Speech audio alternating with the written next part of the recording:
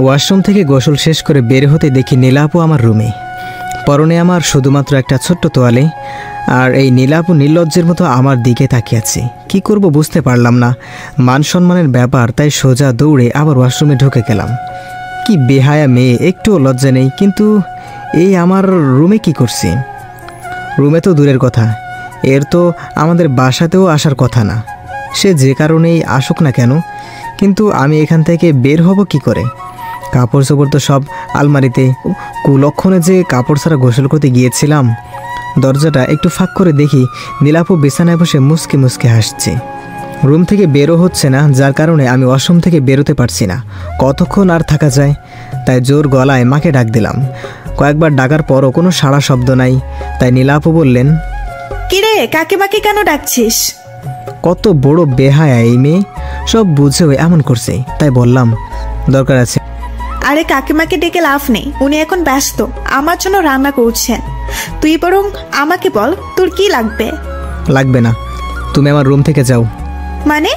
মানে যান, আপনি একটু পরে আসিয়েন। কেন কেন? আমি তোর রুমে থাকলে কি সমস্যা? কোনো সমস্যা নেই। আরে বাবা, আমি কাপড় পরবো। তো কি হয়েছে, পর না, আমি কি তোকে আটকিয়ে রাখছি? কেমনটা লাগে বলুন তো? কিন্তু আমার সব কাপড় আলমারিতে আছে। হ্যাঁ, তো কি হয়েছে, এসে নিয়ে যা। আমি এই অবস্থায় কি করে আসবো শুনি? আচ্ছা দাঁড়া, আমি বের করে দিচ্ছি। এই বলে আলমারির দিকে একটু এগিয়ে আবার দাঁড়িয়ে পড়লাম। আর একটা শয়তানি মার্কা হাসি দিয়ে বলল, এই অবস্থায় মানে কি? তুই কি লজ্জা পাচ্ছিস নাকি? তোকে তো আমি এইভাবে কতবার দেখেছি। তুই যখন গোসল করতে চাইতি না, তখন কাকিমা তোকে জোর করে। এটুকু বলেই হাহা করে হাসতে লাগলো। আর হঠাৎ করেই আমার মাথা গরম হতে লাগলো। আর বললাম, এই আপনি আমার রুম থেকে বের হন তো, বেরোন বলছি। কথাটা বলেই ওর মুখ থেকে হাসিটা নিমেষেই উধাও হয়ে গেল। তাই আর কিছু না বলে কাপড়গুলো বের করে নিয়ে নীরবেই রুম থেকে বের হয়ে গেল। হয়তো আমার এই কঠোরভাবে কথা বলাতে কষ্ট পেয়েছে। আমি নিশ্চিন্তে কাপড়গুলো পরে নিলাম। তখন নিচ থেকে মায়ের ডাক এলো, তাই নিচে এলাম। এসে অবাক হলাম, কারণ বাসাতে দাদু এসেছে। বাবা, দাদু ও নীলা আপু খাবার টেবিলে বসে আছে, আর মা সবাইকে খাবার দিচ্ছেন। মাকে একটু খুশি খুশি দেখাচ্ছে। মা হেসে এসে দাদুকে বলল, এই তো আপনার নাতি এসে পড়েছে। মাকে এমন খুশি আগে কখনো দেখিনি। মায়ের বিয়েটা ছিল লাভ ম্যারেজ। বাবা আসলে দাদুর বিরুদ্ধে গিয়ে মাকে বিয়ে করেছেন। দাদু চেয়েছিল বাবা যাতে তার ভাইয়ের মেয়েকে বিয়ে করে, কিন্তু তা হয়নি। সেজন্য দাদু মাকে মেনে নেয়নি, মাকে বাড়ি থেকে বের করে দেয়। তাই বাবাও নিজের বাসা ছেড়ে দেয়। কিন্তু আমি যখন পৃথিবীতে আসি, তখন দাদুর বাড়িতে বেশিই থাকতাম, কারণ বাবার ধারণা আমার কারণে হয়তো দাদু মাকে মেনে নেবে। কিন্তু আমি এত বড় হয়ে যাওয়ার পরেও দাদু মাকে বাড়িতে ফিরিয়ে নেয়নি। আমি একদিন দাদুকে বলেছিলাম মাকে বাসায় ফিরিয়ে আনতে, কিন্তু দাদু তা করেনি, উল্টো আমাকে রাগ দেখায়। তাই ওই বাড়ি ছেড়ে দিয়েছি। কিন্তু আজ দাদু স্বয়ং আমাদের বাসাতে কেন এলেন?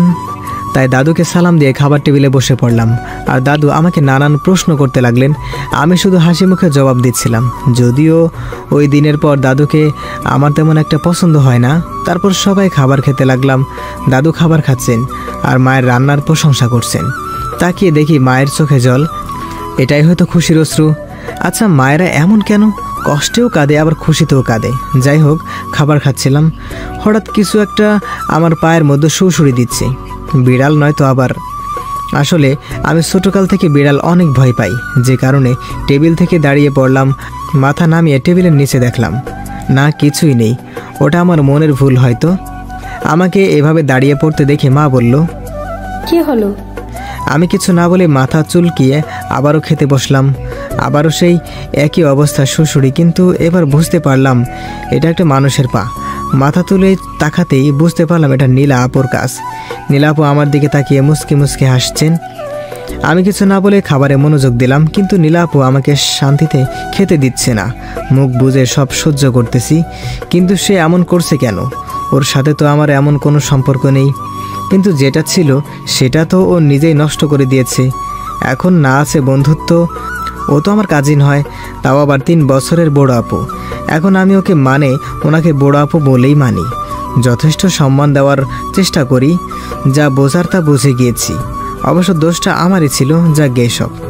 আমি তাড়াতাড়ি খাবার শেষ করে যেই উঠতে আসতে যাব তখন মা আমাকে বলল, লাবিব, যা চটপট গিয়ে তোর ব্যাগ গুছিয়ে নে। অবাক হয়ে বললাম, ব্যাগ গোছানো মানে? আমি কোথাও যাচ্ছি নাকি? মা হ্যাঁ সূচক মাথা নাড়ল। আমি বললাম, কোথায়? তখন নীলা আপু বলে উঠল, আরে এখন থেকে তুমি কাকা কাকিমা আমাদের নিজেদের বাড়িতে থাকবে, সেই জন্যই তো দাদু তোদের সবাইকে নিয়ে এলো। এখন থেকে আমরা সবাই একসাথে থাকবো, ভালো হবে না বল? কথাটা শুনে আমার খুশি হওয়া উচিত ছিল। ছোটবেলা থেকে তো আমি এটাই চাইতাম, কিন্তু আমি খুশি হতে পারছি না। কারণ সেদিনের ওই ঘটনা আর নীলা আপুর সাথে এই বিশ্রী ঘটনার পর আমি নিজেকে প্রতিজ্ঞা করেছিলাম যে আমি আর ওই বাড়িতে ও নীলা আপুর সামনে আর কখনোই যাব না। আসলে আমি নীলার থেকে দূরে থাকতে চাই। এখন কি করা উচিত তা বুঝতে পারছি না, তাই নিজের রুমে চুপচাপ চলে এলাম। এতদিন পর সবাই ওই বাসাতে যাব, সবাই কত খুশি। এখন কি করে আমি যাব না বলি? আমাকে ছাড়া তো কেউ যাবে না। আমার ভাগ্যটাই খারাপ। কেন যে আমি সেদিন নীলাকে নিয়ে ওইসব ভাবতে গিয়েছিলাম? কিছু বুঝতেছেন না তো? চলেন বুঝিয়ে বলি। ছোটোবেলা থেকে নীলা আপু আর আমি খুব ভালো বন্ধু ছিলাম, যদিও সে আমার থেকে 3 বছরের বড়। আমি যখন ওই বাড়িতে যেতাম নীলা আপুর সাথে সবসময় থাকতাম। ছোটোবেলা থেকেই নীলা আপুকে আমার ভালো লাগতো। যখন আমি কলেজে ভর্তি হই তখন আমি বুঝতে পারি নীলা আপুর প্রতি আমার ভালোবাসাই ছিল, তার থেকে বেশি কিছু ছিল। আমি তাকে ভালোবাসতাম, আর আমারও মনে হয়েছিল নীলাও আমাকে ভালোবাসে। এর অনেক কারণ ছিল, যেমন নীলা আপু আমাকে অনেক কেয়ার করতো, আমি ঠিক সময় খাবার খেয়েছি কিনা, পড়তে বসেছি কিনা, ইত্যাদি ইত্যাদি। আর সুযোগ পেলে দুজনে ঘোরাঘুরি করতাম আর খাওয়া দাওয়া করতাম। ফোনে তো কথা হতো ঘন্টার পর ঘন্টা। কথা বলা শুরু করলেই তো শেষ হয় না। আমি যদিও নীলাকে তুমি করে বলতাম, কিন্তু সে আমাকে তুই করেই বলতো, যার কারণে আমি দ্বিধায় ছিলাম যে সে আমাকে ভালোবাসে কিনা।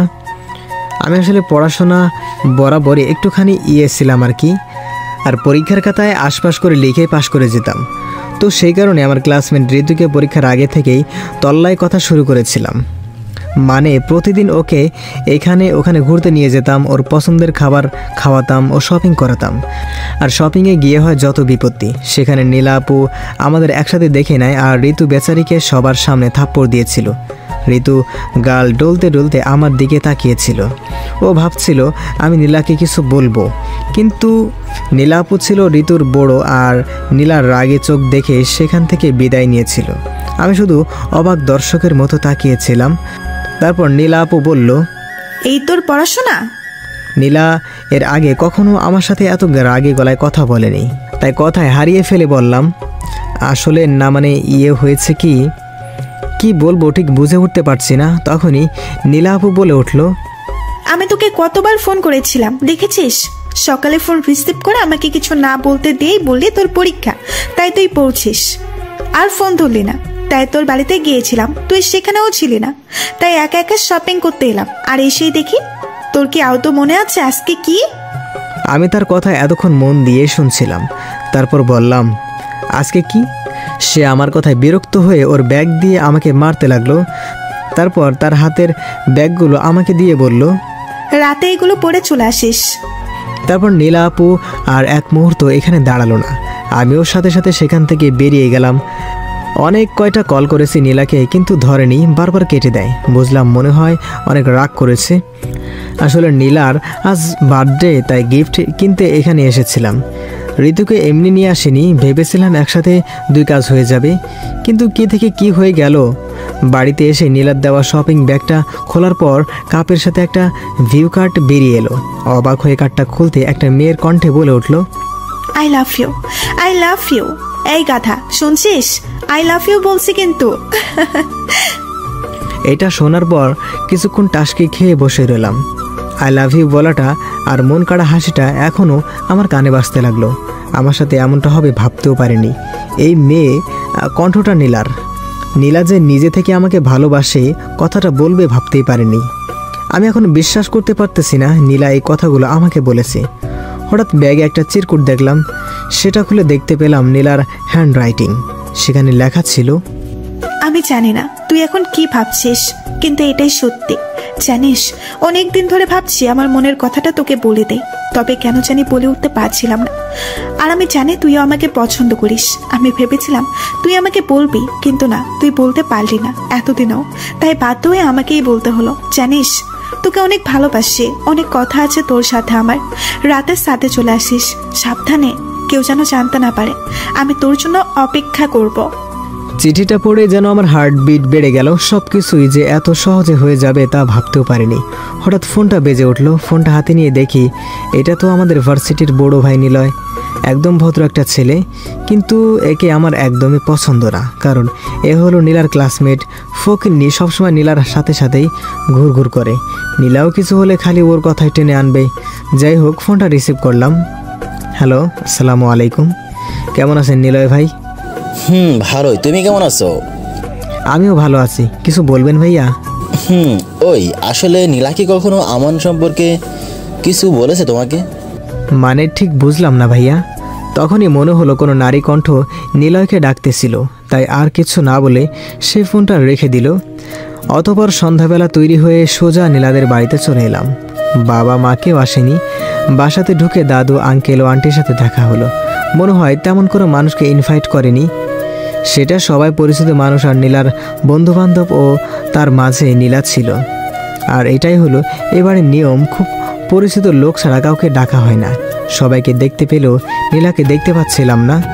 আন্টিকে জিজ্ঞেস করতেই বলল ওর রুম রেডি হচ্ছে। কথাটা বলেই আবার বলল, ওই তো নীলা এসে পড়েছে। আমার সাথে সাথে সবাই সিঁড়ি দিয়ে তাকালো।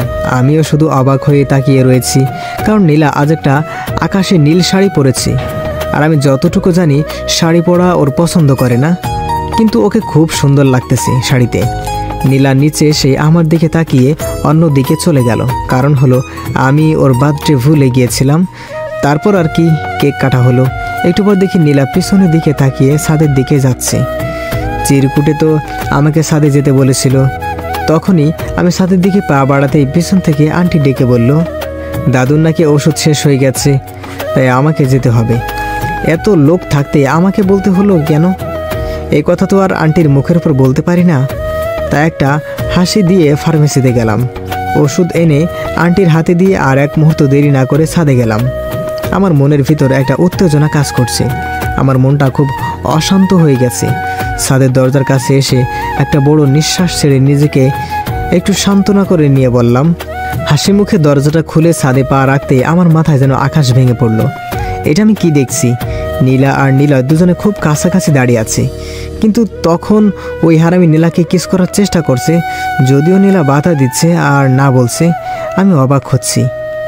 নীলার এই কাজের জন্য ওর এখন উচিত ছিল নীলাকে থাপ্পড় মারা, কিন্তু নীলা তেমন কিছুই করছে না।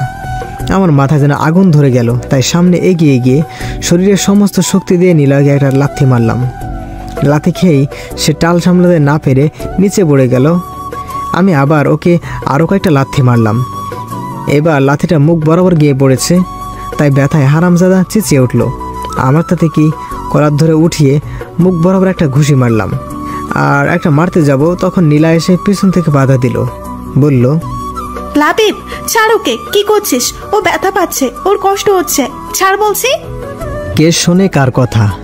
নীলাকে সরিয়ে দিয়ে আরেকটা পেট বরাবর দিলাম। শালা আবার চেঁচিয়ে উঠল, নিজেকে আমার থেকে ছাড়ানোর চেষ্টা করলো।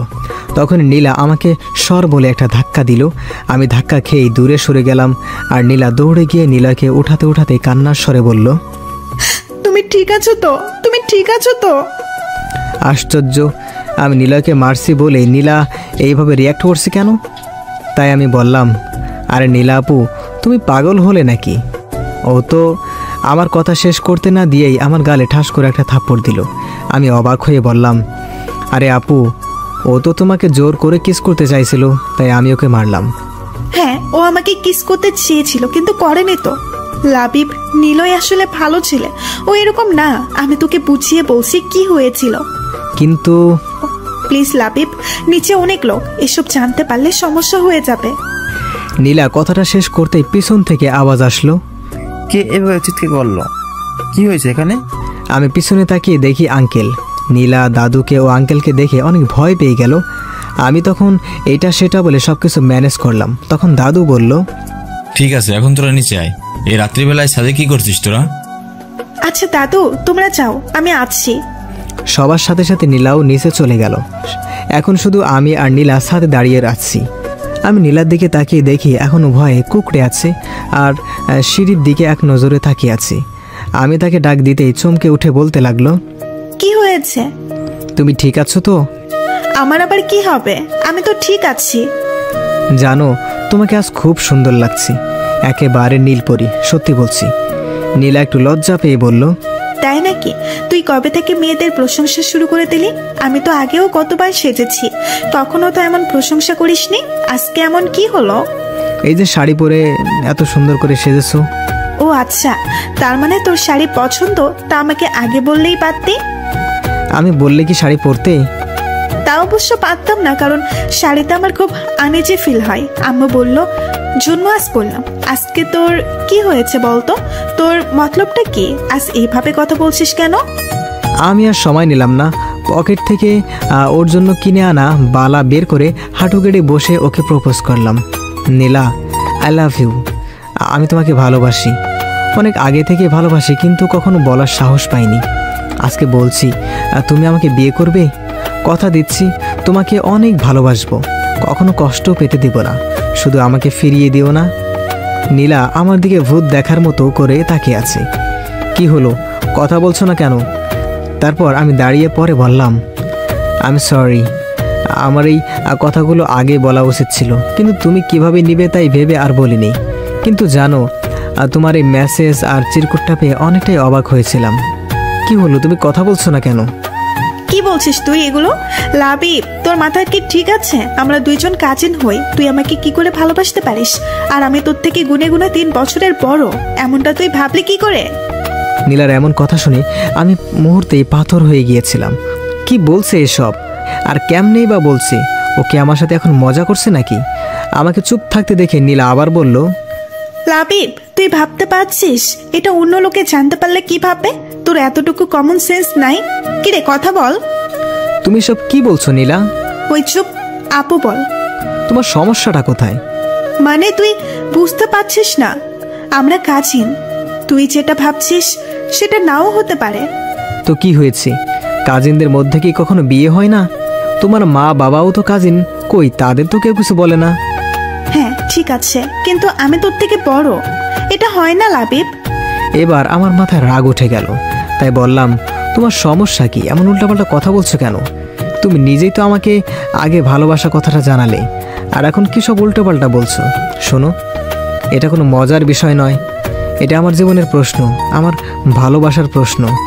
আমি তোকে কখন বললাম যে আমি তোকে ভালোবাসি? আরে আজকেই তো বললেই। দেখ লাবিব, আর ফাসলামও নয়, অনেক সহ্য করেছি। আরে তুমি তো আমাকে ভয়েস মেসেজ আর চিরকুটটা দিলে, তুমি তো বললেই আমাকে ভালোবাসো, এখন এমন করছো কেন? কিসের মেসেজ আর কিসের চিরকুট? আমার এখন ভীষণ বিরক্ত লাগছে। আমার পকেটে চিরকুটটা ছিল, তা আমি ওকে দিলাম। আমি ওর হাতে চিরকুটটা দিয়ে এক দৃষ্টিতে তাকিয়ে আছি, কিন্তু ওর চিরকুটের দিকে এক দৃষ্টিতে তাকিয়ে আছে তো আসেই, মাথা তুলছে না আর কথাও বলছে না। আমি বললাম, কি হলো, এখন কথা বলছো না কেন? লাবিব দেখ, আমি অনেক সরি। কথাটা বলেই মাথা নিচু করে নিল, তারপর বলল, লাবিব দেখ, অনেক বড় একটা গন্ডগোল হয়ে গেছে। দেখ, আমি তোকে দোষ দিচ্ছি না, এটা আমারই দোষ, তার জন্য সরি। মানে কি বলছো এসব তুমি? লাবিব প্লিজ, আগে আমার কথাটা শোন। বলো। ওই ভিডিও কার্ডটা আর ওর চিঠিটা নীলয়ের জন্য ছিল। জানি না কি করে বাই মিস্টেক ওটা তোর কাছে চলে গেছে। আমি সরি লাবিব। নীলা আর কি যেন বলেই যাচ্ছিল, তার কিছু আমার কানে আসছিল না। আমি যেন এক অন্য জগতে চলে গিয়েছিলাম। একটা চাপা কষ্ট হচ্ছে, যেটা বাইরে কাউকে বলে বোঝানো যাবে না। তার মানে নীলা আমাকে না, নীলয়কে ভালোবাসে। সরি লাবিব, তুই যেটা ভাবছিস সেটা কখনোই হতে পারে না। আর প্লিজ নীলয়ের কথাটা এখন কাউকে বলিস না, সময় হলে। নীলার আর কোনো কথা গ্রাহ্য করলাম না, ধীরে ধীরে ছাদ থেকে নেমে গেলাম। নীলা হয়তো ডাকছিল, কিন্তু আমি শোনার চেষ্টা করিনি। কারোর সাথে কথা না বলে বাসা থেকে বেরিয়ে গেলাম। বাইরে ঝড়ো হাওয়া বইছে, হয়তো এখনই ঝড় উঠবে, কিন্তু এখন থেকে বড় ঝড় তো আমার মনে বইছে, কিন্তু এর থেকে বড় ঝড় তো আমার মনে বইছে। বাইক চালিয়ে বাড়ি ফিরতে ফিরতে বৃষ্টিতে কাক ভেজা হয়ে গেছি। বাসাতে ঢুকতেই মা ব্যস্ত হয়ে পড়ল যে আমি কেন ঝড় বৃষ্টিতে ভিজে বাসায় ফিরলাম। মায়ের কোনো কথায় কানে না নিয়ে সোজা নিজের রুমে চলে এলাম। আর তারপরেই ঘুম। গভীর রাতে টের পেলাম শরীর গরম হয়ে গেছে আর মাথায় জলপট্টি দেওয়া। কিছু না, অভ্যাস মতো জ্বর চলে এসেছে। ছোটোবেলা থেকে এটাই চলছে, একটু বৃষ্টিতে ভিজলে কঠিন জ্বর চলে আসে। মা জানতো আমার জ্বর আসবে, তাই আমার রুমে চলে এসেছে। আমাকে চোখ খুলতে দেখে মা বলল, কিরে বাবা, কষ্ট হচ্ছে খুব? তুই কেন শুধু শুধু বৃষ্টিতে ভিজতে গেলি? আমি তোকে এত বলি, তারপরেও আমার একটা কথাও শুনিস না তুই। মায়ের কথা শুনে আমার নীলার কথা মনে পড়ে গেল। নীলাও সবসময় আমাকে বৃষ্টিতে ভিজতে বারণ করত। ওর কথাটা মনে উঠতেই যেন বুকের ভেতর কষ্টটা আরও বেশি আর নাড়া দিয়ে উঠল। অতঃপর মায়ের কোলে মাথা রেখে কেঁদে দিলাম। মা জিজ্ঞাসা করলো কি হয়েছে, কিন্তু আমি কিচ্ছু বলিনি। তারপর একসময় ঘুমিয়ে পড়ি। যখন চোখ খুললাম তখন মাথায় একটা শীতল হাতের স্পর্শ পেলাম। তাকিয়ে দেখি নীলা বসে আছে আর আমার মাথায় জলপট্টি দিচ্ছে। আমাকে চোখ খুলতে দেখে আমার দিকে তাকিয়ে একটা মিষ্টি হাসি দিল আর বলল, কিরে, এখন কেমন লাগছে?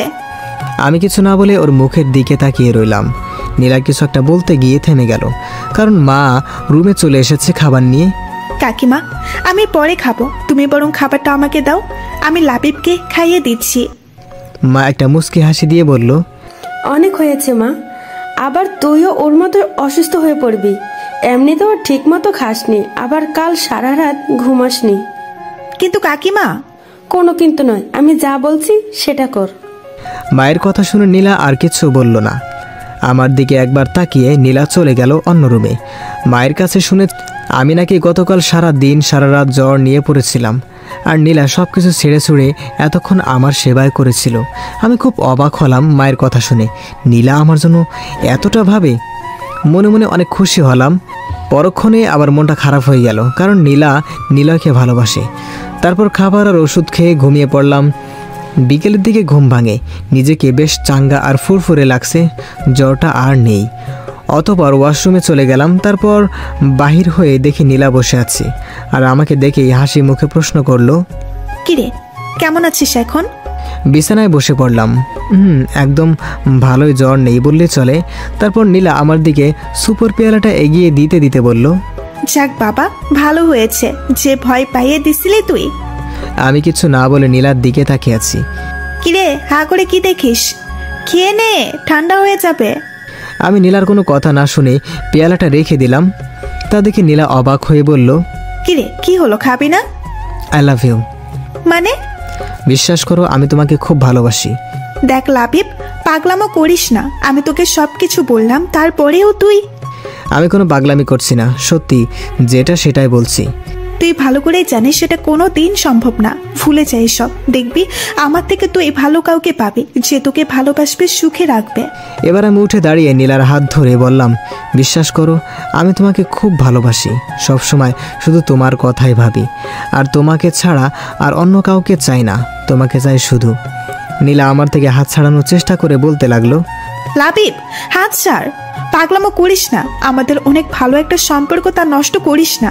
কথাটা বলেই হাত ছাড়িয়ে নিয়ে দরজা দিয়ে বাইরে চলে যাচ্ছিল নীলা। তখন আমি ওর পথ আটকে দিয়ে দরজা বন্ধ করে দিলাম। তখন সে বলল, লাবিব, দরজা বন্ধ করলে কেন? খোল বলছি, আর আমাকে যেতে দে। তুমি কেন বোঝার চেষ্টা করছো না? আমি সত্যি তোমাকে অনেক ভালোবেসে ফেলেছি। দেখ, তুই কিন্তু এবার তোর লিমিট ক্রস করে ফেলছিস। আমি যেন নিজের অজান্তে নীলার খুব কাছে চলে গেছি, আর সেই জন্যই হয়তো নীলা আমাকে ঠাস করে একটা থাপ্পড় দিয়ে বসলো। আচমকা থাপ্পড় খেয়ে আমি কিছুটা পিছিয়ে পড়ি। জানি না কি হয়েছিল আমার।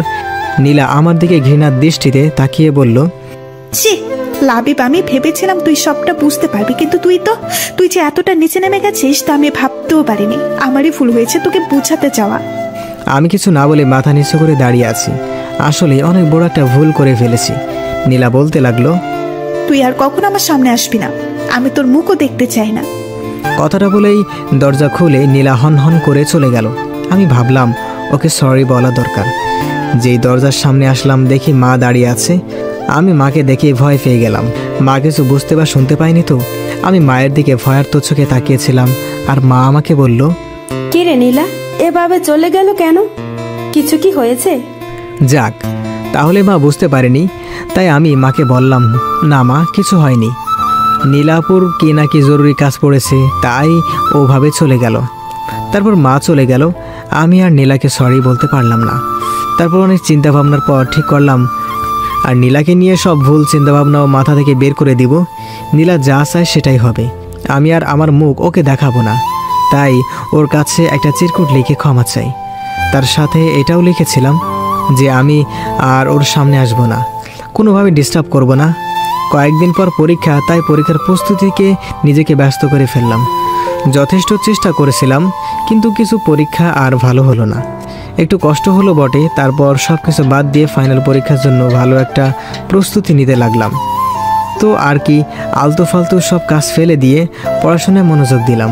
নিয়মিত ক্লাস কোচিং করেই আমার সময় পার হতে যেতে লাগলো। লাস্ট 2 মাস নিজেকে অনেকটাই সামলে নিয়েছি, নিয়মিত একটা রুটিন মেনে চলি। আমার এই পরিবর্তন দেখে বাবা মা অনেক খুশি। আর এতদিন নীলা আপু বা ওই বাড়ির আশেপাশে যাইনি, তবে দেখা হয়েছিল একদিন ভার্সিটির ক্যাম্পাসে। ওর চোখে আমার জন্য শুধু ঘৃণাই দেখেছিলাম। পরীক্ষার আর 10 দিন বাকি, তাই জোর দিয়ে পড়াশোনা করছি আর বাসা থেকে বের হওয়া একদম বন্ধ করে দিয়েছি। এতক্ষণ যা শুনছিলেন সেটা ছিল অতীত, চলেন এখন বাস্তবে ফেরা যাক। আসতে পারি? আমার ভাবনার ছেদ পড়ল নীলা আপুর ডাকে। তাকিয়ে দেখি দরজার বাইরে দাঁড়িয়ে আমার দিকে তাকিয়ে আছে। আমি কিছু বলে অবাক হয়ে ওনার দিকে তাকিয়ে আছি। তারপর উনি ভিতরে আসলেন, এসে বলতে লাগলেন, কিরে তুই এসে শুয়ে আছিস? ব্যাগপত্র গুছাবি কখন? জলদি করে বাসাতে আয়, সবাই তোর জন্য অপেক্ষা করছে। আচ্ছা তোর কি কি জিনিস লাগবে তুই আমাকে বল, আমি ব্যাগে গুছিয়ে দিচ্ছি। আমি অবাক হয়ে তার দিকে তাকিয়ে আছি। নীলা হঠাৎ আমার সাথে এরকম অদ্ভুত আচরণ কেন করছেন? এই তো কয়দিন আগেও তো আমাকে দেখতে পেত না, আমাকে একরকম ঘৃণা করে বললেই চলে। আর এখন নিজের থেকে এসেই আমার সাথে মিশতে চাচ্ছে, আগের মতো নর্মালভাবে কথা বলছে। কাহিনী কি?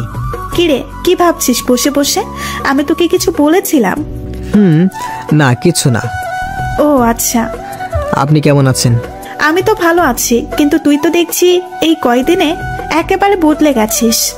কই না তো, আমি তো আগের মতোই আছি। সে তো দেখতেই পাচ্ছি, নিজে থেকেই কিছু বলিস না, কেমন জানি ঠান্ডা ঠান্ডা মেজাজ। আমি কিছু জিজ্ঞেস করলেই গম্ভীর ভাবে উত্তর দিচ্ছিস। কিরে তুই শুনছিস? মানে আমি নীলাপুর এরকম ব্যবহারে অনেক অবাক হয়েছি। কি মুখে কথা নাই? হ্যাঁ শুনছি, আপনি বলেন। কচু শুনেছিস? কিছু বলবেন? না কিছু বলিনি, তুই বরং বল তোর কি কি জিনিস গুছাতে হবে।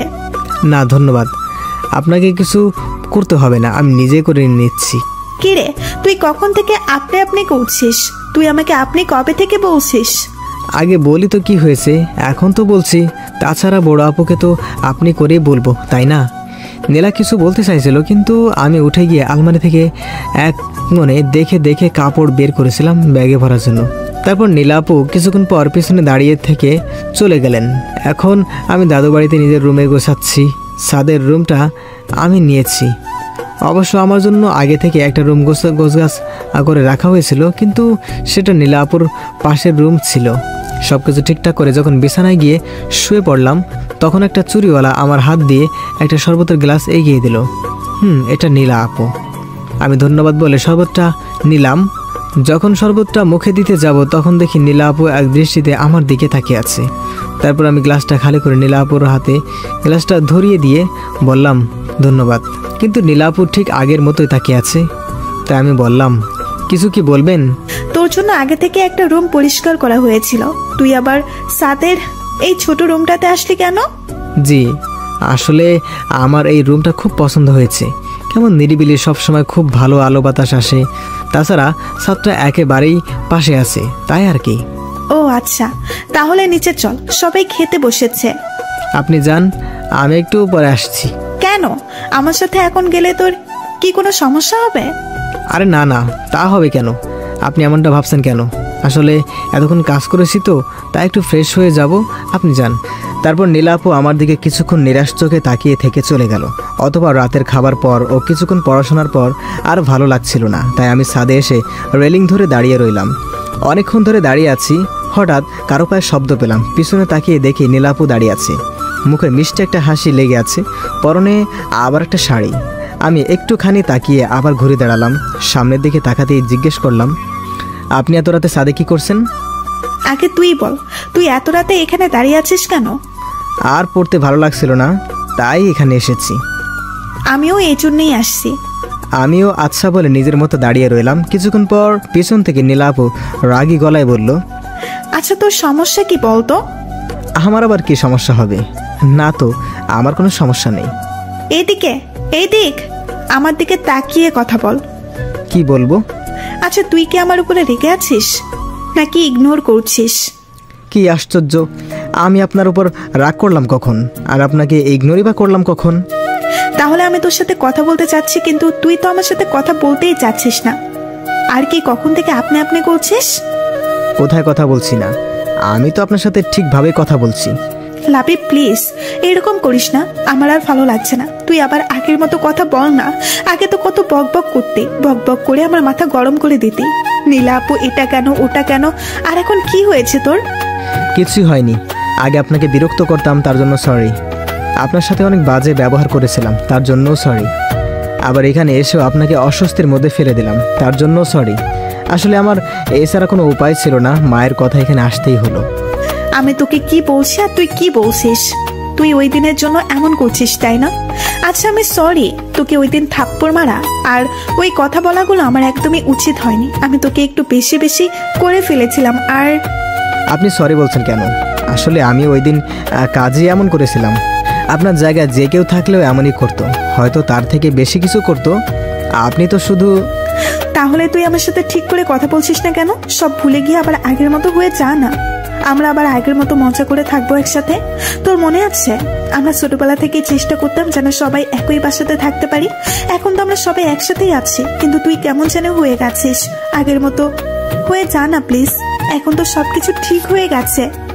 আমি অন্যদিকে তাকিয়ে অন্য মনস্ক হয়ে বললাম, সবকিছু ঠিক হয়ে গেছে, কিন্তু এখন না, সবকিছু আগের মতো নেই। কথাটা বলে ছাদ থেকে চলে এলাম। এখন একটা কথায় আমার মাথা ঘুরপাক খাচ্ছে, নীলার কি হয়েছে? হঠাৎ করে ওরকম পরিবর্তন হলো কি করে? যে ঘটনার রেশ আমি এখনো কাটাতেই পারিনি, ও কি করে এত সহজে... সকালে ঘুম থেকে উঠে মাথায় বিরক্তি চেপে বসলো। এমনিতে রাতে অনেক দেরিতে ঘুমিয়েছিলাম, আর এখন এত সকালে নীলা আপু এসে আমার স্বাদের ঘুমটা ভাঙিয়ে দিল। তাই বললাম নীলা আপুকে, আপনাকে কে বলেছে আমাকে ঘুম থেকে জাগাতে? ও মা, কতটা বেলা হয়েছে দেখেছিস? আর কত ঘুমাবি? তাতে কি হয়েছে? আমার যখন মন চায় আমি তখন উঠবো, আপনি ডাকবেন কেন? আরে তুই এভাবে কথা বলছিস কেন? আমি তো... ধুর! আমি বিরক্তিকর একটা শব্দ করে শরীরের উপরে দেওয়া কাঁথা আশ্রে ফেলে দিয়ে বিছানা থেকে নেমে পড়লাম। আর ওয়াশরুমের দিকে যাচ্ছিলাম, তখন নীলা পিছন থেকে, ওই শোন, আমার সাথে একদম মেসেজ দেখাবি না। আমি তোর মায়ের কথাই তোকে ডাকতে এসেছিলাম। কাকিমা বলেছিল যে আজকে নাকি তোর একটা ক্লাস টেস্ট আছে, সেই জন্যই এসেছিলাম। চাটা খেয়ে নিস। চায়ের কাপটা একরকম আশ্রে রেখে দিয়ে চলে গেলাম। আমি মনে মনে কিছুটা অনুতপ্ত হলাম। মাকে আমিই বলেছিলাম আমাকে যেন ঢেকে দেয়, আর এখন নিজেই ভুলে গেছি। বেচারি ডাকতে এলো, অথচ এতগুলো কথা শুনিয়ে দিলাম। কার মুখ দেখে যে ঘুমাতে গিয়েছিলাম। রাতে আয়নার সামনে যাওয়াটাই একদমই ঠিক হয়নি। তড়িঘড়ি করে রেডি হয়ে নোটস ঘাঁটতে লাগলাম। নাস্তা খাওয়ার সময় নেই, আর নিচেও গেলাম না। কিছুক্ষণ পর দেখি নীলা আপু প্লেটে করে নাস্তা নিয়ে এলো। এসেই পাল্টের সামনে রেখে দিয়ে বলল, কাকিমা পাঠিয়েছে, খেয়ে নিস। কথাটা আমার কেমন যেন নিরামিষ নিরামিষ লাগলো। আমি কিছু বলার আগেই নীলা আপু চলে গেল, তারপর খেয়ে নিলাম। কিছুক্ষণ পর ভার্সিটি যাওয়ার জন্য নিচে আসতেই মা জিজ্ঞেস করলো, কি রে, কোথায় যাচ্ছিস? খাবি না? আমি বেশ অবাকি হয়ে বললাম, একটু আগেই তো তুমি... এটুকু বলেই থেমে গেলাম। তাকিয়ে দেখি নীলা আপু টেবিলে বসে নিজের মতো খাচ্ছে। এখন যেন খাওয়াটাই ওনার একমাত্র কাজ, অন্য কোনো দিকে তাকানোর সময়ও নেই তার। আমি মাকে আর কিছু না বলে বেরিয়ে পড়লাম। পরীক্ষা শেষ করে হল থেকে বের হয়ে দেখি নীলা আপু দাঁড়িয়ে আছে। আমি কিছু বলার আগেই জিজ্ঞেস করলো, কিরে কেমন হলো পরীক্ষা? ভালোই। গুড। এখন কি বাসাতেই ফিরবি? না, একটু সময় লাগবে, আমার লাইব্রেরিতে একটু কাজ আছে। ও আচ্ছা, ঠিক আছে, যা তাহলে। আচ্ছা। ওই দাঁড়া। কিছু বলবেন? না, চল। কোথায়? কেন, তুই নাকি লাইব্রেরিতে যাবি? হ্যাঁ, তা তো যাবই। তাহলে চল। আপনিও যাবেন? কেন, তোর কোনো সমস্যা আছে? না, তা হবে কেন, চলুন। তারপর লাইব্রেরিতে ঢুকে দেখি ঋতুও বসে আছে সেখানে। চোখাচোখি হতে সে আমাকে ডাক দিল। আমি কয়েকটা বই নিয়ে ওর পাশেই বসে পড়লাম। কিছু জিনিস নোটস করতে হবে। তখন পাশ থেকে ঋতু বলে উঠল, কেমন আছো? ভালো, তুমি কেমন আছো? এই তো ভালোই। তোমাকে তো আজকাল দেখাই যায় না, ফোন দিলেও তো পাই না। আজকাল কি করো? আসলে আমি নতুন একটা নাম্বার নিয়েছি, তাই আমাকে ফোনে পাচ্ছিলে না। আর জানোই তো কিছুদিন পর পরীক্ষা। আমি তো তোমার মতো ব্রিলিয়ান্ট না, আমার সব পড়াই বাকি পড়ে গেছে, সেজন্য এই কয়েকদিন একটু বোঝই তো। ও আচ্ছা, খুব ভালো। আচ্ছা, তোমার নতুন নাম্বারটা কি দেওয়া যাবে? আমি কিছু একটা বলতে যাব, তখনই সামনে থেকে একটা গুরু গম্ভীর রাগী গলায় আওয়াজ এলো, এই মেয়ে, লাইব্রেরিতে কি কথা বলার জায়গা? এইটুকু ম্যানার্স এতদিনেও শিখনি? জি, এটাই নীলা আপু।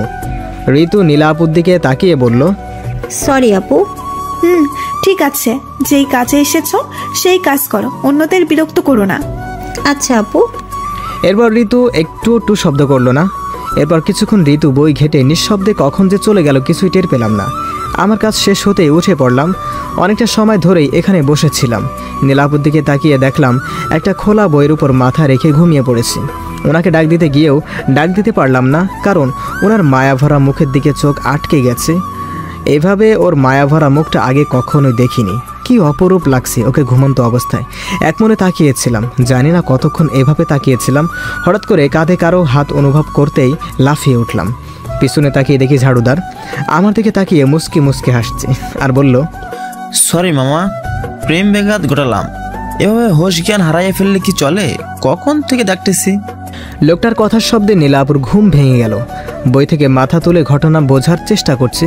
আমি তখন কি বলবো ভেবে পাচ্ছিলাম না। তখন লোকটা আমাকে বলল, তবে আপনাদের খুব ভালো মানিয়েছে। আজকাল এমন প্রেমিক দেখা যায় না মামা, যে প্রেমিকার মুখের দিকে তাকিয়ে তাকিয়ে এভাবে হারিয়ে যায়। আমারও একটা প্রেম ছিল, কিন্তু সে বোঝেনি, আমাকে ছেড়ে চলে যায়। আমি দোয়া করে আপনার সুখী হন। আমি যাই, অনেক কাজ আছে। লোকটা আমাকে পাথর বানিয়ে দিয়ে চলে গেল। আমার হাত পা পুরো অবশ হয়ে গেল। নীলাপুর দিকে তাকাতেই পারছি না, না জানি কি ভাবছে এখন। তখন নীলাপুর আওয়াজ এলো, কিরে, যাবি নাকি এভাবে দাঁড়িয়ে আছিস কেন ওখানে? মাথা তুলে দেখি নীলাপু দরজার কাছে দাঁড়িয়ে কথাটা বলল। আর সেটা খুব স্বাভাবিকভাবেই। কিছু বুঝতে পারিনি, নাকি কিছু শুনতে পারিনি, কি জানি কি হচ্ছে আমার সাথে। কিরে, আবার কি ভাবছিস? অনেকটা দেরি হয়ে গেছে তো। আমি এরকম রোবটের মতোই ওখান থেকে বেরিয়ে গেলাম। বাইরে এসে বাইকে বসতে দেখা নীলা আপু। আমি বললাম, কি হলো, দাঁড়িয়ে আছেন কেন? বাসাতে যাবেন না?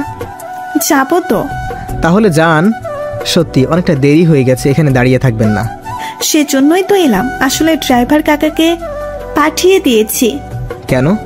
আরে বয়স্ক মানুষকে শুধু শুধু এতক্ষণ বসিয়ে রাখবো কেন, তাই বলেছি চলে যেতে। আর তোর যদি কোনো সমস্যা থাকে তো বল, আমি অন্য গাড়িতে করে চলে যাব। আমি কি বলেছি আমার অসুবিধা আছে? ও আচ্ছা, চল তাহলে। ওঠেন। কিছু দূর যাওয়ার পর আমি বললাম, নীলাপু, সকালের ব্যবহারের জন্য আমি আসলে সরি। জানি না ঘুম থেকে উঠে কি হয়ে গেল। বিশ্বাস করুন, আমি আসলে ওইভাবে বলতে চাইনি। কি হলো, আমি কি বলছি আপনি শুনতে পাচ্ছেন? এই থাম থাম, এইখানেই থাম। হঠাৎ করে এমন বলায় ভয় পেয়ে গেলাম আর বাইকটা দাঁড় করিয়ে বললাম, কি হলো? ওইদিকে দেখ ফুচকার দোকান, চল ফুচকা খাবো, অনেক দিন ধরে খাই না রে। বলেই হাঁটতে লাগলাম। আমি আর কিছু বলবো? গেলাম পিছু পিছু। কিছুটা বিরক্তি নিয়ে নীলাপুর পিছনে পিছনে গিয়ে দাঁড়ালাম। তখনই নীলাপু পিছন ফিরে বলল, এই তুই খাবি? আশ্চর্য, এইখানে এসেছি যখন নিশ্চয়ই খাবো, তাই কিছুটা বিরক্তি নিয়ে বললাম, না খাবো না। আচ্ছা ঠিক আছে, ওই মামা শুধু আমাকেই দেন। বিষয়টা অপমানজনক, তাই পিছনের চেয়ারটাতে বসে ঠাস করে বসে পড়লাম। আর নীলাপু ফুচকার প্লেটটা নিয়ে আমার পাশের চেয়ারটাতেই বসলো। একা একা খাইতেছি। আমি যে হাঁ করে বসে আছি তা আর দেখলো না। আমি নিরুপায় হয়ে বসে আছি, বলতেও পারছি না আমিও খাবো। আমিও তো অনেকদিন ধরে খাই না। তখন হঠাৎ করে আমার চোখটা আটকে গেল সামনের একটা দোকানে। উঠে দাঁড়িয়ে ভালো করে দেখে নিলাম, হ্যাঁ এটা তো নিলয়। সাথেই একটা শাড়ি পরা মেয়ে খুবই ক্লোজভাবে বসে আছে আর একে অপরকে খাইয়ে দিচ্ছে। তারপর আমি কিছুক্ষণ তাদের দিকে তাকিয়েছিলাম আর নীলাপুকে বললাম, নীলাপু। কি হয়েছে? ওটা নিলয় ভাইয়া না? কিন্তু নীলাপু ওইদিকে একবার তাকিয়ে আমাকে বলল, তো ওনার সাথে তো একটা। ওটার বউ।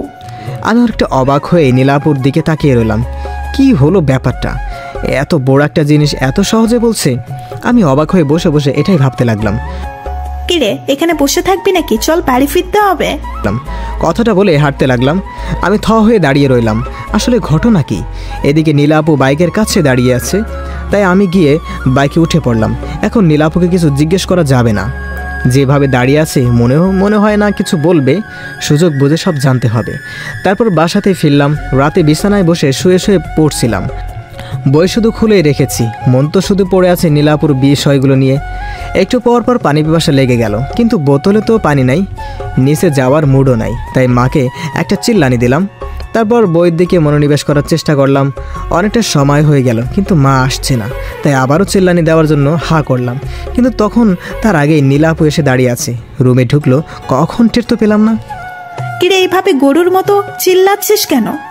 আমার কাজ ছিল, তাই আম্মুকে ডাকছিলাম, কিন্তু আপনাকে তো ডাকিনি। আপনি আসলেন যে? কাকিমা রান্না করতেছে, কি বলার আছে আমাকে বল।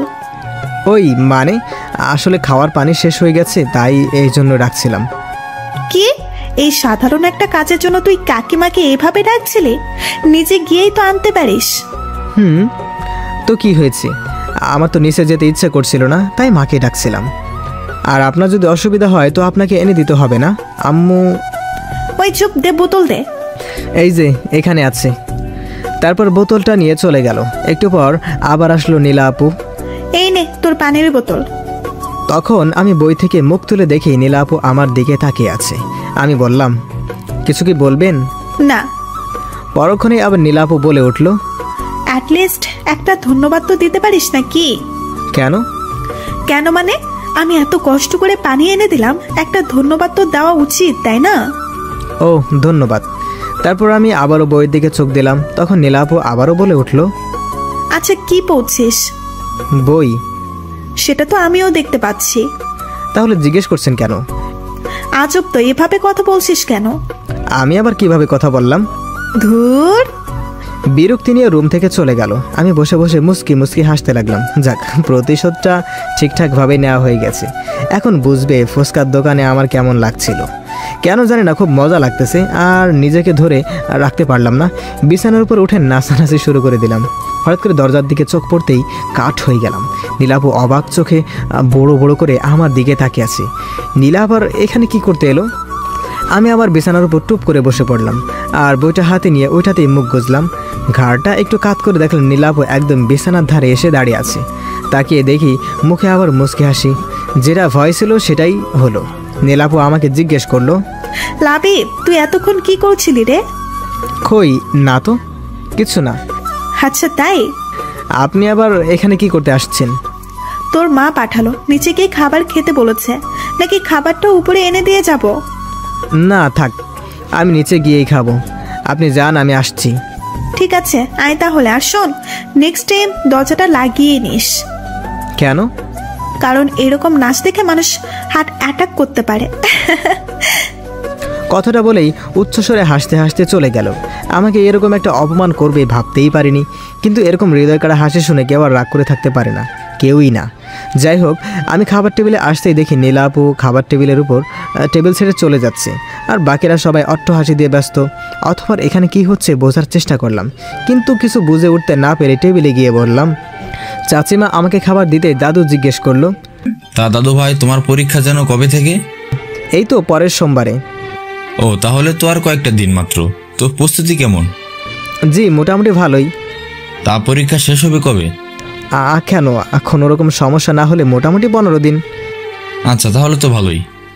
এরপর দাদু বাবা আর চাচাকে উদ্দেশ্য করে বলল, তোরা তাহলে সব কিছু তৈরি করা শুরু করে এখন থেকেই। আর তো মাত্র কয়েকটা দিন। ক্যাটারিং নিয়ে তোদের কোনো চিন্তা করতে হবে না, ওটা আমার বন্ধু মালিক দেখে নেবে। ওর অনেক ভালো জানাশোনা লোক আছে। তোরা বরং অন্য দিকটা দেখ, আমি নেমন্তন্নের দিকটা দেখছি। বাবা আর চাচা মাথা ঝাঁকালো। আমি অবাক হয়ে দাদুকে জিজ্ঞেস করলাম, বাসাতে কি কোনো অনুষ্ঠান আছে দাদু? আছে তো। কিন্তু কিসের অনুষ্ঠান? তখন মা পিছন থেকে বলল, কিসের আবার বিয়ের অনুষ্ঠান? আমি হকচকিয়ে বললাম, বিয়ে? কার বিয়ে? কার আবার? আমাদের নীলার। কি, নীলাপুর বিয়ে? হ্যাঁ, এতটা অবাক হচ্ছিস কেন? আমাদের মেয়ে যখন বড় হয়েছে তখন বিয়ে তো দিতেই হবে। কতদিন আর এইভাবে বসিয়ে রাখবো?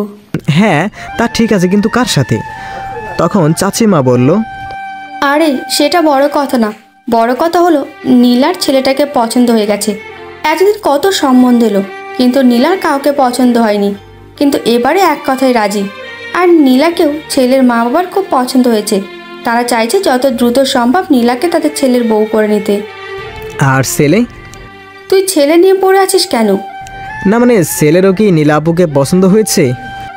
আরে এমন কোনো ছেলে আছে যে আমাদের নীলাকে পছন্দ করবে না? তাছাড়া ছেলের মা বাবা বলেছে যে আমাদের পছন্দ মানে ছেলের পছন্দ। কত ভালো ছেলে বল, আজকাল কি এমন ছেলে পাওয়া যায়?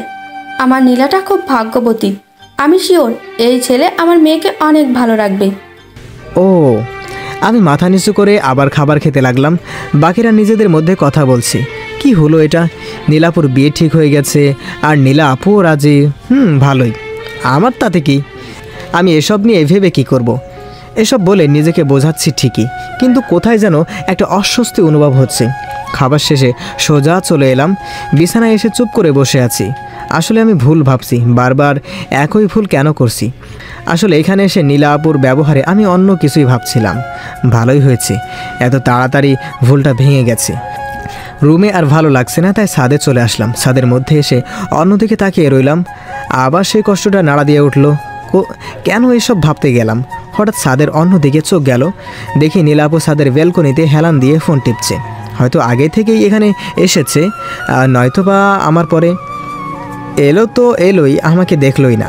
ভেবেছিলাম আজকে নীলা আপুকে নীলয়ের ব্যাপারটা জিজ্ঞেস করব, কিন্তু এখন তো আর জানার ইচ্ছে নেই, জেনেও বা কী করব? দেখে মনে হচ্ছে কারোর সাথে মন দিয়ে চ্যাটিং করছে। থাক, আর ডিস্টার্ব না করি। যেই ছাদ থেকে নিচে নামতে যাব তখনই নীলা আপু ডাক দিল। মুখে দেখি হাসি লেগে আছে। বাহ, নিজের বিয়ের খবর শুনে তো এত খুশি। নীলা আপু আমার কাছে এসেই হাসি মুখে জিজ্ঞেস করলো, কিরে সাথে কখন এলি, আবার চলেও যাচ্ছিস? এই তো হাওয়া খেতে এসেছিলাম, হাওয়া খাওয়া হয়েছে তাই রুমে যাচ্ছি, অনেক পড়া আছে। ও তোর তো আবার কিছুদিন পর পরীক্ষা, যা পড়তে বসকে, কোনো সমস্যা হলে আমাকে বলবি। আচ্ছা। আমি এটা বলে চলে এলাম। আমি ভেবেছিলাম যে আমাকে ডেকে কথা বলবে, এভাবে যে দাঁড়িয়ে দেবে তা ভাবতেও পারিনি। মুখে কি হাসি দেখে, আরে বাবা বিয়ে হতে যাচ্ছে তাতে কি, এত আদিক্ষেতা দেখানোর কি আছে, ফালতু একটা, মনে মনে বললাম। শেষ পরীক্ষাটা দিয়ে এসে দেখি বাড়িতে লোকজনের অভাব নেই, সবাই কাজ করছে। বাড়িটা সুন্দর করে সাজানো হচ্ছে, আর কি, আর নানা রঙের বাতি দিয়ে সাজানো হচ্ছে। এই বাড়িতে বিয়ে বলে কথা। আমি এদিক ওদিক তাকিয়ে নিজের রুমে চলে যাচ্ছিলাম, সবাই দেখি খুব ব্যস্ত।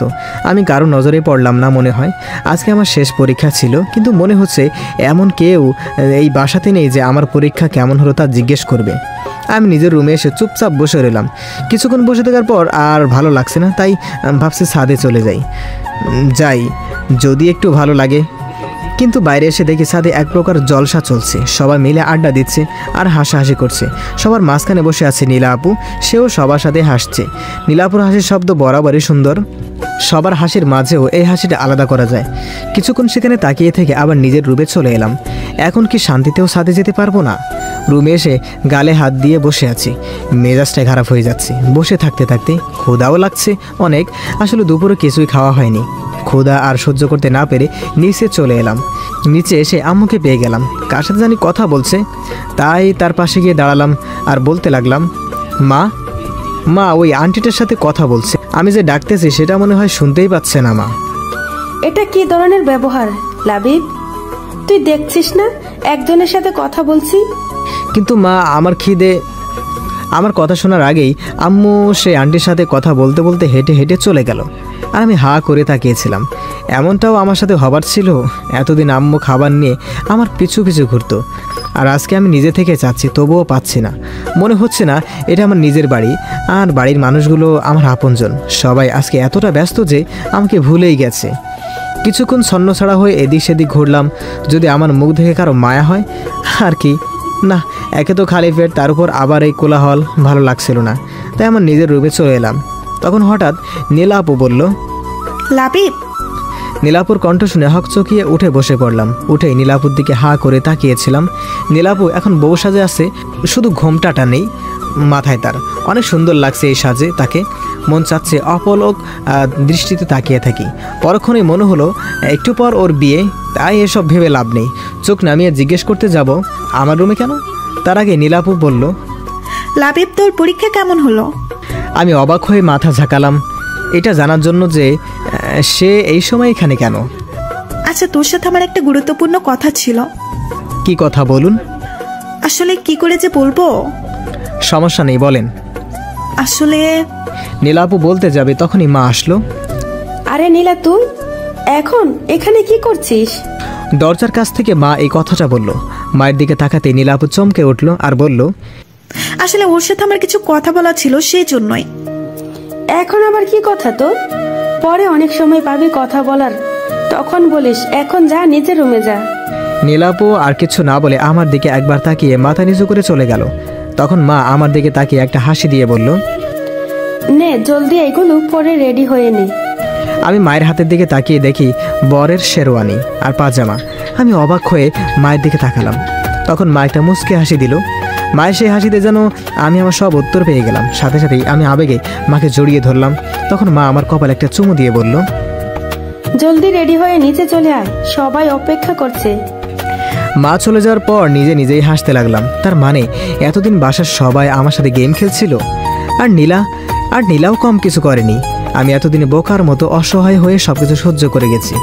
এখন আমি নীলার পাশে বরের বেশে বসে আছি। কখনো ভাবতেও পারিনি এই দিনটা আসবে। অন্যান্য লোকেরা আমাদের সামনে বসে আছে, আর আমার নিকটে বসে আছে কাজী। এক অসাধারণ অনুভূতি হচ্ছে। স্বপ্নেও ভাবতে পারেনি নীলা আর আমার বিয়ে হবে আজকে। কাজী সাহেব নিজের কাজ করে যাচ্ছেন। অবশেষে বিয়ের কাজটা ঠিকভাবে সম্পন্ন হলো। সবাই নীলাকে ঘরে নিয়ে যায়। একটু পর দাদুর কাছে এলো আমার, আর নানা কথা বলতে লাগলো। আমি শুনেই যাচ্ছি। কিছুক্ষণ পর বিরক্ত হয়ে গেলাম। বুড়ো কথা বলছে তো বলেই যাচ্ছে। অবশেষে বুড়োর কথা থেমেছে। রাত 12টার সময় আমি দৌড়ে নীলার ঘরের সামনে গেলাম। মানে এটাই আমাদের বাসর ঘর। আমি দরজার সামনে এসে কয়েকটা বড় বড় নিঃশ্বাস ছাড়লাম। কয়েক সেকেন্ডেই যেন হার্টবিটটা ডাবল হয়ে গেছে, বুকটা ধরফর করছে। যাই হোক, সাহস করে দরজা খুলতে গেলাম। কি দরজা তো খুলছে না, মনে হয় ভেতর থেকে লক করা। কিন্তু বাসর ঘরে তো বর না ঢোকার আগে দরজা লক হয় না। আবার চেষ্টা করলাম, কিন্তু দরজা খুলছে না। তাই বাধ্য হয়েই দরজায় টোকা দিলাম। বেশ কিছুক্ষণ অপেক্ষা করার পর দরজাটা খুলে গেল। দরজা একটু ফাঁক হতে আমি ভিতরে ঢুকে পড়লাম। গিয়ে হা করে দাঁড়িয়ে রইলাম। আমার বউ গেল কই? না মানে বউ আছে, কিন্তু বউ আর বউ নেই। আমাকে এভাবে তাকিয়ে থাকতে দেখে সামনে দাঁড়িয়ে থাকা নীলা বলল, কিরে এভাবে তাকিয়ে আছিস কেন? কি হয়েছে? তোমার বউয়ের সাজ কোথায়? ও আসলে ভীষণ অস্বস্তি হচ্ছিল, তাই খুলে ফেলেছি। তুই তো জানিস আমি এসবে কমফোর্টেবল না। ও আচ্ছা, আর আরেকটু অপেক্ষা করলে কি হতো? অন্তত আমার জন্য একটু সহ্য করতেন। নীলা আর কিছু না বলে ঘুরে বিছানায় গিয়ে বসে পড়ল। দুজনেই চুপচাপ বসে রয়েছি, কেউ কিছু বলছি না। নীলাকে দেখে খুব চিন্তিত মনে হচ্ছে। তাই আমি জিজ্ঞেস করলাম, কি হয়েছে? তোমাকে এমন দেখাচ্ছে কেন? কোনো সমস্যা? নীলা না সূচক মাথা নাড়িয়ে চুপ করে বসে আছে, আর কিছু একটা ভাবছে মনে মনে। আমি ওর দিকে ঘেঁষে বসে ওর হাতটা ধরলাম। নীলা আমাকে অবাক করে দিয়ে হাতটা ছাড়িয়ে নিয়ে উঠে দাঁড়ালো, আর এক নাগাড়ে বলতে লাগলো, সরি লাবিব, আমাদের মাঝে কিছু হওয়া সম্ভব না। আমি তোকে স্বামী হিসেবে মেনে নিতে পারবো না। মানে কি? আমি কথাটা শুনে দাঁড়িয়ে পড়লাম। নীলা অন্যদিকে মুখ করে তাকিয়ে আছে। আমি অবাক হয়ে বললাম, কি বলছো এসব? I am sorry Labib, but তোকে স্বামী হিসেবে মেনে নেওয়া আমার পক্ষে সম্ভব না। তুমি আমার সাথে মজা করছো নাকি? এটা কি কোনো মজা করার সময়? আমি কোনো মজা করছি না, আমি সিরিয়াস। কথাটা বলে নীলা আমার দিকে ঘুরে তাকালো। ওর চোখে জল ছলছল করছে। ওকে দেখে মনে হচ্ছে ও সিরিয়াস, কিন্তু কেন? এত সব কিছুর হয়ে যাওয়ার পরও এমনটা কেন? আমি যতটা জানি নীলার এই বিয়েতে যথেষ্ট সম্মতি ছিল, যার কারণে আজকে আমাদের বিয়ে হয়েছে। দেখো, আমি সত্যিই বুঝতে পারছি তুমি কি বলছো, কিন্তু এখন এসব বলার মানে কি? আর কেনই বা বলছো? আমি সরি লাবিব, আমি সরি। আরে কাঁদছো কেন? বিশ্বাস কর, আমি তোকে কষ্ট দিতে চাইনি, আর ঠকাতেও চাইনি। আমি অনেক চেষ্টা করেছিলাম। মানে কি? কি হয়েছে একটু বলবে? আর এই কান্নাকাটি বন্ধ করো। আমি সরি। বুঝতে পারছি না আমি কি করব। এখন তো আমার কাঁদা উচিত, কিন্তু এ কেন কাঁদছে? তখন নীলা চোখ মুছতে মুছতে বলল, তোর মনে আছে বিয়ে হওয়ার আগে তো রুমে গিয়েছিলাম? আছে। তুমি কিছু একটা বলতে চাইছিলে, কিন্তু আম্মু বাসায় আর বলতে পারোনি। হ্যাঁ, আসলে ওই নিলয়। কি? আবার ওই নিলয়? এখানে আবার নিলয় কোথা থেকে আসলো? নিলয় এখন হসপিটালে আছে। ওহ, খুবই দুঃখজনক। কিন্তু ও হসপিটালে থাকার সাথে আমাকে না মেনে নেওয়ার কি কারণ? কারণ আছে। কি কারণ? আজকে ও শুধু হসপিটালে আমার কারণেই আছে, আমার কারণেই ওর অ্যাক্সিডেন্ট হয়েছে। তোমার কারণে মানে? হ্যাঁ, নিলয় আমাকে এখন ভালোবাসে আর ও চাইলে আমি বিয়ে করি, কিন্তু এক মিনিট, কিসের ভালোবাসা? নিলয় কে?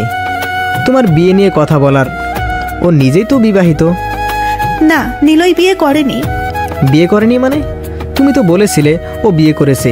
আর বিয়ে যদি নাই করে থাকে তাহলে ওই মেয়েটা কে ছিল? আসলে ব্যাপারটা একটু জটিল। নিলয়ের একটা যমজ ভাই আছে যার নাম নীল। আমিও সেটাই জানতাম। কিছুদিন আগে নিলয় জানিয়েছিল, কিন্তু আমি বিশ্বাস করিনি। বিশ্বাস করলে হয়তো আজকে এত কিছু হতো না। কথাটা বলেই আবার কান্না করতে শুরু করলো। আমি নিজের যমজ ভাইয়ের কথা শুনে কেমন যেন জট বেঁধে গেল। তখনই আমি বললাম, তার মানে তুমি বলতে চাচ্ছ ওই মেয়েটা নীলের বউ আর নিলয় এর ভাবি? আমি প্রথমে নিলয় আর ওর ভাবিকে একটা রেস্টুরেন্টে দেখেছিলাম।